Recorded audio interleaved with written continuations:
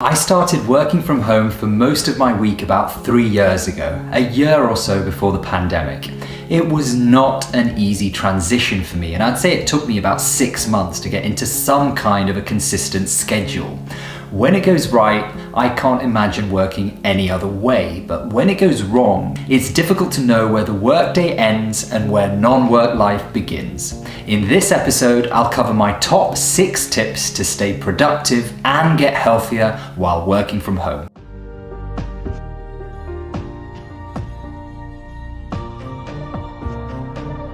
Hi, I'm Dr. Sinan, the GP, your source on all things health related for you and your family. Let's get to it. Tip number 1, set and stick to a routine. Without a schedule, the lines between work and me or family time get blurred, and it's stressful to get right. Some people find it helpful to mimic the usual in-office schedule, like get up at the same time, eat breakfast, get dressed, even have a pre-log-on routine. This is good, as when you prep like this, you're signaling to your brain that you're ready for the workday. It's the same with the work commute. This act tells your body that you're not sick, it's not the weekend, and it's time to work. It primes us for that very cerebral activity we call work. I used to have a 2-hour one-way commute to work, so having saved that by working from home, I find that there's some scope for a little pre-work me time. So if I can, I tend to cycle or walk my kids to school and then take the scenic route back home. One of the biggest mistakes I made early on when home working was just not stopping. When the workday stops, and in reality I had to fix a time for this as the communication stream was generally endless, you've got to shut down, turn off notifications on your work email, and do something deliberately non-work related. I found this so much easier with having kids, as they have no regard for your schedule and their needs always come first, and they will quickly take you from being stressed out at work to stressed out at home, literally in the blink of an eye. But at least you're not checking your work emails, and it's a change, so I guess it's a win. If you don't have kids, it's important to be very deliberate in that transition from work to non-work time. It's not great to go from checking your work emails to checking your personal emails on the same laptop for another 2 hours. Do something physically and, if possible, mentally different. Cook, clean, walk, sing, listen, anything. Sometimes work expectations can be a little blurred too, and some people expect you to be on all the time, or there's a begrudging respect for those people that are replying to messages at 4 a.m. Ultimately, it's not worth it and not necessary. Some of the most balanced and successful people I've worked with are militant with their work and home boundaries. They've already learned to be as effective as possible tomorrow, you need to know when to quit for today. If you're someone that prays or meditates, one of the golden rules for inhabiting that spiritual space is to associate it with a physical or even mental place. I have a little nook at home that immediately transports me into a Zen-like state, and if you can spare the real estate, it's good to have one for work too. This is also a part of prepping your brain for the work day ahead, just like getting dressed in the morning. This can be challenging though, especially when you can probably just take your laptop and work anywhere. It's still worth having a designated workspace. I try and avoid the kitchen, as it's just too tempting to make a 12th cup of tea or coffee or just have one more biscuit. And I also avoid the sofa. The sofa to me is synonymous with relaxation, not work, and your body knows this at a subconscious level. It's going to make it difficult to focus for long periods of time, let alone the effects on your posture. My advice is to get a good quality chair, a small desk, and you're good to go. I stress good quality chair. I'm from a very rational, utilitarian financial school of thought that states spend your money according to utility. If I'm spending 8 to 10 hours on my work chair, then to me, this is one of my most important purchases. Way more important than a car or a suit for some random wedding. A work chair should be on par with buying a mattress or something of that magnitude.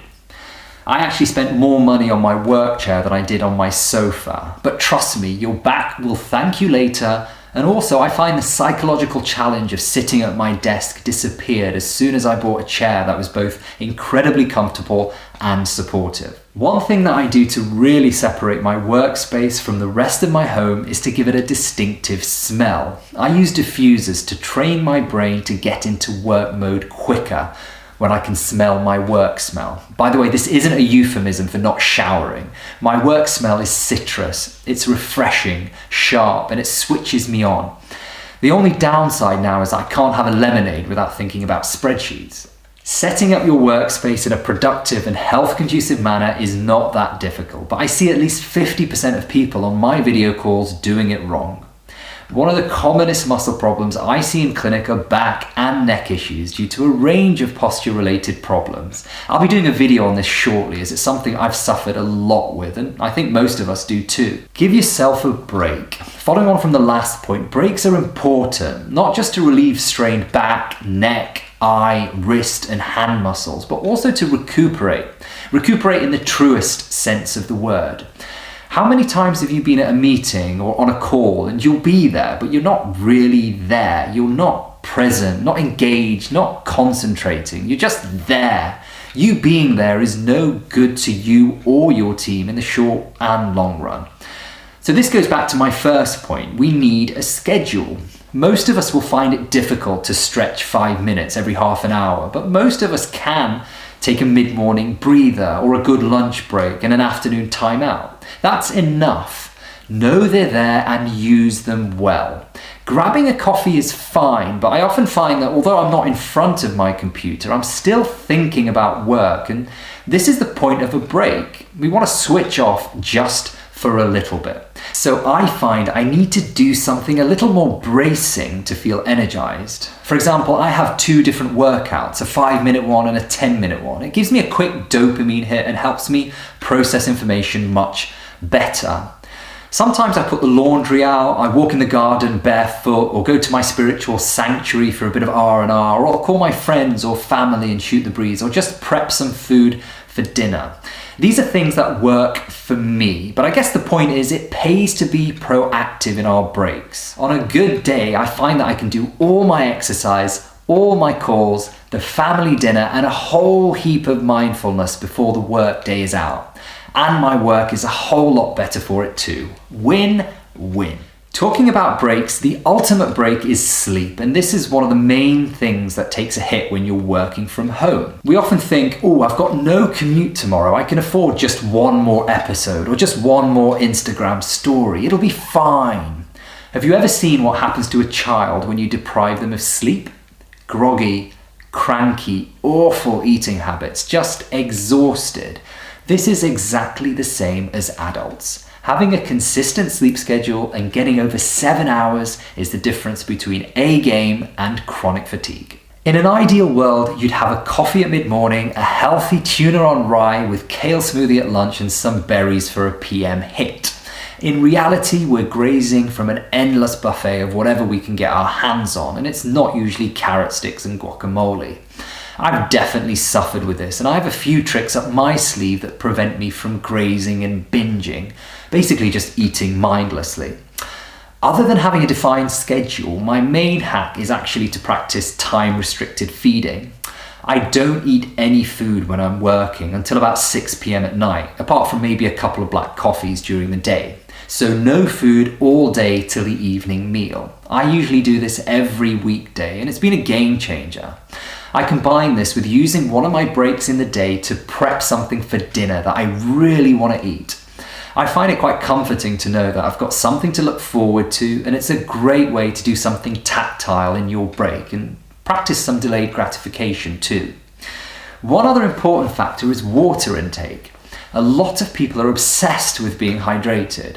We all know we should probably drink around 8 glasses of water. Personally, I can't find any evidence of why we should actually do this, but not being thirsty is definitely a good thing. When we have less fluid on board, we tend to be less productive. We need fluid to make our whole body sing and work well. Even small amounts of dehydration affect functioning by up to 50%. But most of us aren't actually dehydrated, so it's probably not necessary to be constantly chugging water. It's good to drink small sips during the day, but I personally find the constant drinking of water to be an annoyance, as I find myself needing to pee all the time. I stopped with the endless glasses of water and now I only drink homemade carbonated water, maybe a glass or two between meals. I find it quite appetite suppressing and satisfying, and I stick to plain water with meals and after a workout. One of the big challenges for me when working from home was my degeneration into a hermetic lifestyle. This comes unbelievably naturally to me, and it's part of my genetic makeup. I was born just far too content with my own company, and as such I can go months without speaking to anyone other than the Amazon guy. I work quite hard on not being like this and connecting with people, and I know it always makes a huge positive difference when I do. The thing that actually made me better at doing this was realizing that when you reach out to someone, it's just as good for them as it is for me or for you. It boosts the mental well-being of the people that matter to me, and sometimes it can be the best part of someone's day. One of the things I really regret is not reaching out to people that were obviously struggling or just needed a boost in my previous jobs. Do be vigilant. And in my talk on stress, I mentioned that you should basically assume that everyone is suffering with stress, and do ask, are you okay? Is there anything I can do? You probably know the type of person at work or home that says these types of things, and you know how powerful it can be to be on the receiving end of genuine compassion and concern. Personally, I'll never forget doing a night shift in A&E as a junior doctor, feeling genuinely swamped. And one of the other doctors that I barely knew bought me a cup of tea and just said, "You look like you could do with this." I will never forget that kindness or that cup of tea. And that's another thing too. You can't be that type of person if you don't look after yourself first. An empty cup can't fill another. For many of us, working from home is the new norm. It's probably not going away soon, so it's worth investing in your work environment. Something as simple as just decluttering your workspace, or a magnetic notice board on the wall, or an extra monitor, or even a green plant can make a huge difference. This gives us a sense of caring for ourselves and by extension our work. All of this is really just a way of navigating the new world and providing a semblance of routine and space and productivity. As part of this new norm, one thing that I've actually struggled with is managing work and kids. I haven't really cracked this nut yet, and I doubt I will, but one thing that I am constantly guilty of is overstructuring those days when my kids are at home and I've got some catch-up work to do. This is when I try to cram in so much to a day that it's almost impossible to fulfill. It's okay to have a lazy day, or a cheat day, or a just go and watch the TV day. Looking after yourself isn't all weekend spas and mud baths. It's a mentality. Self-care is just a way to stay in the game, enjoy it, and perform your best for the long term. I actually created this channel because I want people with uncertainties or curiosities about their health to feel more in control and not at the mercy of disease or doctors or the healthcare system. Self-care is just the same. It's about control, staying connected, taking breaks, stretching, meditating. These are all strategies to make work and life more enjoyable and meaningful. If you found today's topic useful, don't forget to share with your friends and family and click the subscribe button to stay in the loop. You can find out more at drsinanthegp.com. If you have any questions or comments or suggestions for future topics, I'd love to hear from you, so do message in the comments below. Thank you so much for watching. Till next time, stay healthy.